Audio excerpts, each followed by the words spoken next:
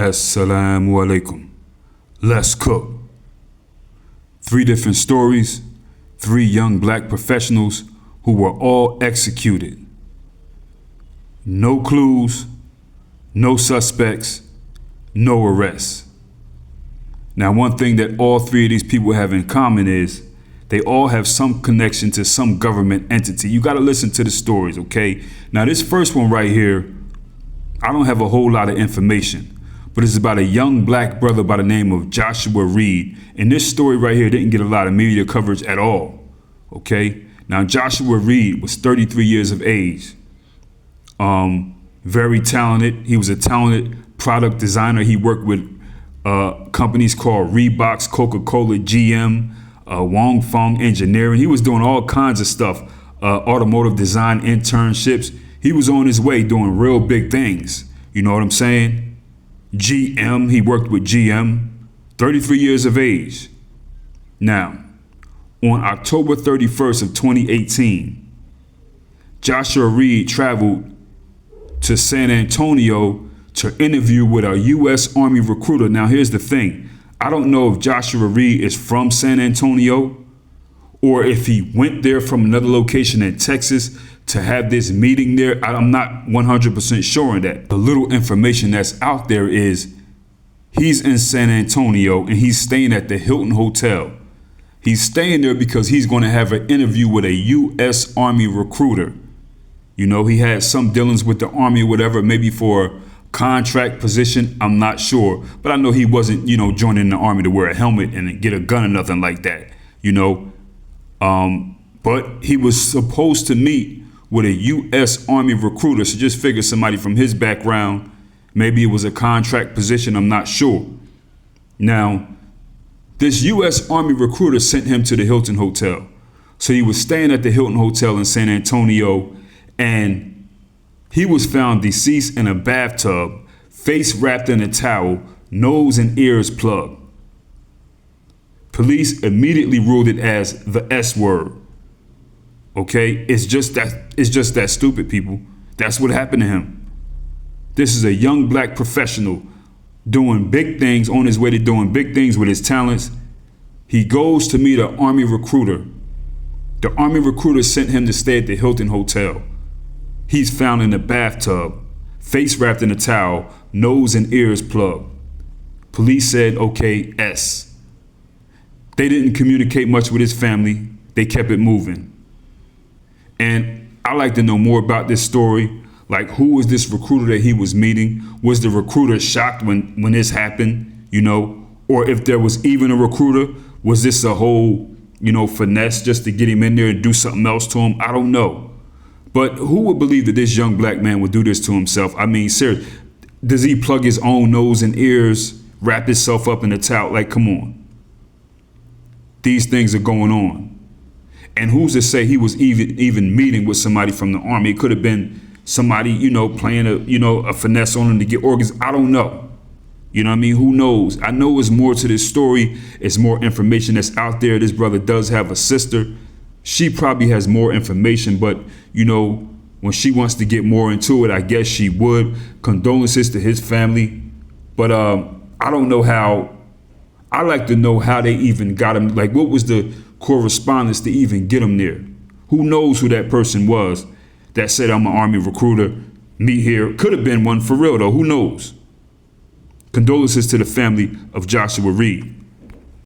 This next story here, we got a lot more information. And I want you to think about what you think happened.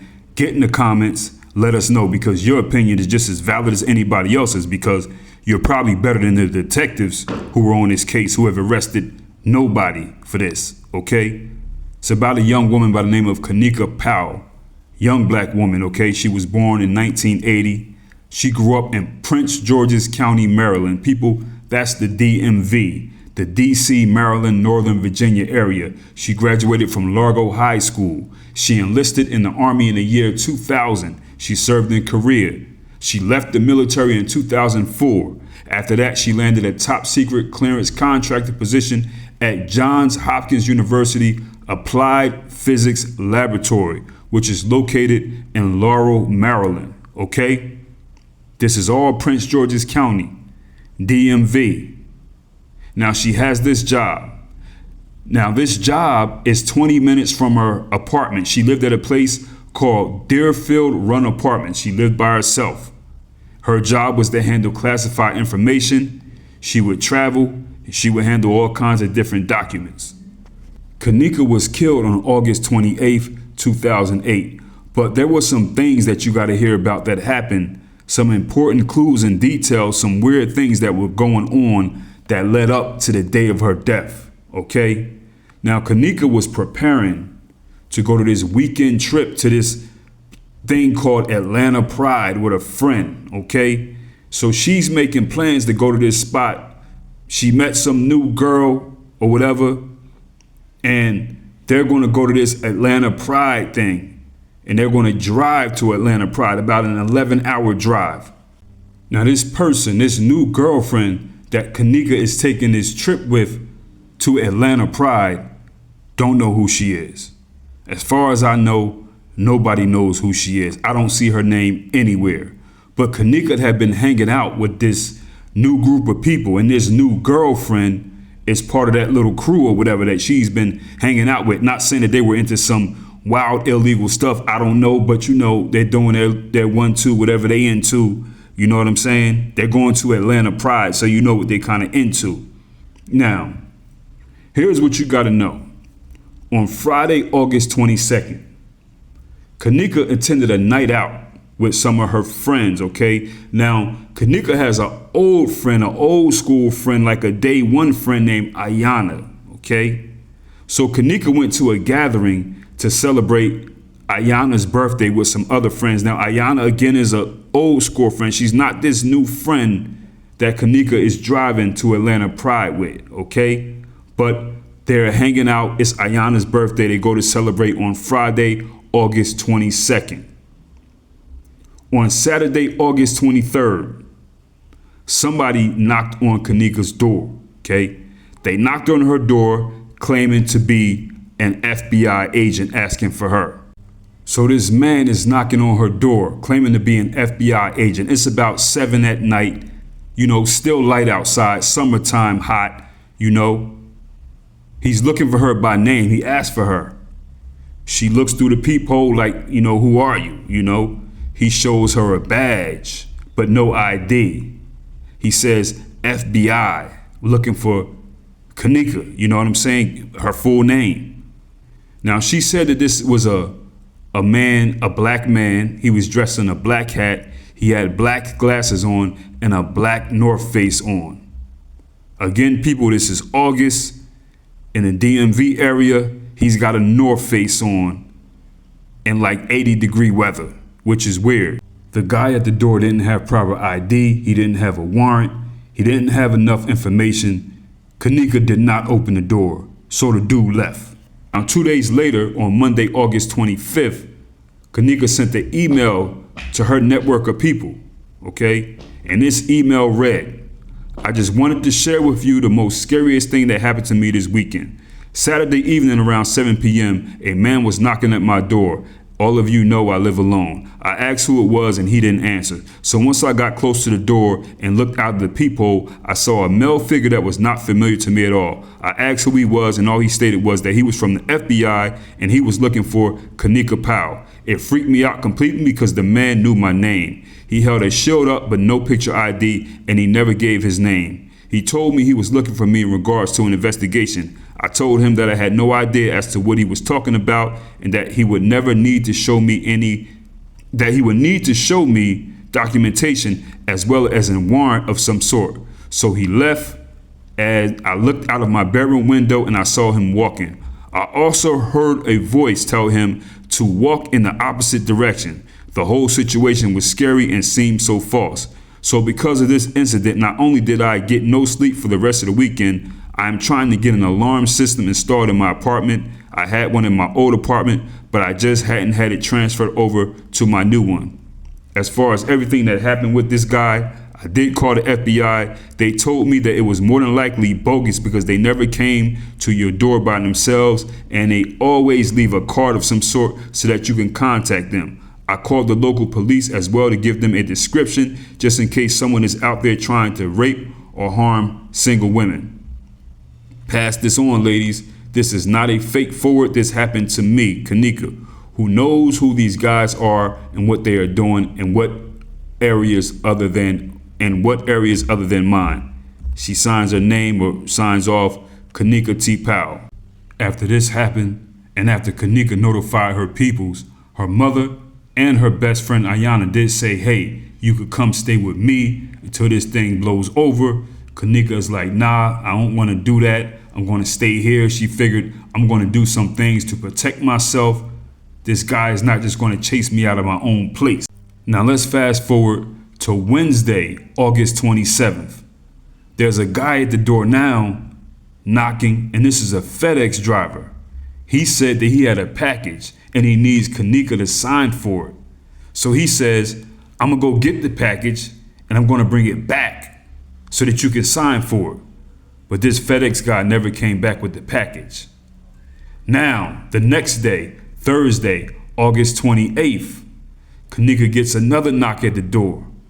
This is around 7:30 in the morning from a person claiming to be a delivery man to deliver a package. She didn't answer. Now, at this time, Kenneka is planning for that trip that she's going to make with this girlfriend to Atlanta Pride. They're going to leave the next day. They're going to drive off the next day. So Kenneka has some things to do. She goes out running some errands, get her car serviced, all that other stuff. She does what she has to do. She returns home from doing that at 11:30 in the morning. When she returned home that morning at 11:30, somebody gunned her down. Shot her multiple times as she's going back into her apartment. Left her there. She shot her in the head, the body. Somebody calls the police, the EMTs come. They take her to the hospital. And the next day, the day that Kenneka is supposed to travel to this Atlanta Pride with this new girlfriend, she died. She passed away. Condolences to the family of Kenneka. People, what do you think happened here? Because whatever you think is just as good or better than what Prince George's County detectives are paid to do, because they don't have anything. They don't have anything, people. So what do you think? Again, I must reiterate that Kenneka has a top secret clearance. She works in a sensitive job, but in the DMV area, in the DC, Maryland, Virginia area, that's not rare to have. There's a lot of people. There are at least 4 or 5 military bases. The government is there. People move to this area just for a government job, a contract job. You know, a lot of people have different levels of clearance. I don't know what she's seen at her job, but you know, sometimes stuff can get crucial. I don't know. But who do you think did this? Do you think this was just some random dude? Do you think this was that girlfriend who nobody knows? This girlfriend didn't attend her funeral, didn't contact her mother. Maybe somebody out there does know her, but she was just some new person. Do you think it was the government because she had some information? What do you think? Now, there's another very similar story that went down around the time that this happened to Kenneka. Within 3 months, people, there was a young black man, another one, Prince George's County, Maryland, DMV, 31-year-old Shawn Green. He was a regular dude, lived a quiet life, took care of his people, and he also had a security clearance, and he worked in national security as well. He was 31 years of age at this time, and he's from Oxon Hill, Maryland. I don't know, people, if you've ever been to the new harbor, PG County Harbor over there, you know, the new place they built with the casino and all that, and they have the boxing matches and stuff. Kind of new, not really. That's Oxon Hill, Maryland, that area. Oxon Hill, Maryland can get hood, you know, but it also has a lot of residential properties and stuff like that. But this is a young man who's quiet, does what he has to do. He's a family guy or whatever, you know. On the evening of Wednesday, November 12th, 2008, this brother Shawn Green stopped at a red light near his house. He's driving a black Cadillac DeVille. A man approached his car on foot, fired shots through his driver's side window, hitting him in the head multiple times, about 9 times. He was pronounced dead at the scene. this gunman then fled on foot. To this day, they don't have anybody for that. Very strange. Wasn't even a carjacking. Wasn't the only car stopped at the light. Okay? It was like this person had to do this to Shawn Green. Again, people, this is a young black man, goes to work, goes home, has a top secret government clearance, hasn't been in any trouble, one of the good guys, went to college, did everything that people say you're supposed to do. And a lot of people were correlating this with what happened to Kenneka Powell because it's in the same county, even though it's about 30 miles away, 2.5 months apart. Young black professionals both have sensitive national security, government-related security clearances. Both were ambushed, no robbery motive. So people were, saying, listen, could this be the same thing going on? Like, what's up? Nobody has been arrested for doing this to this brother right here either. Condolences to his family. Condolences to his family. People get in the comments. Let me know what you think about all of these cold cases involving these young black professionals. What do you think happened to all of them?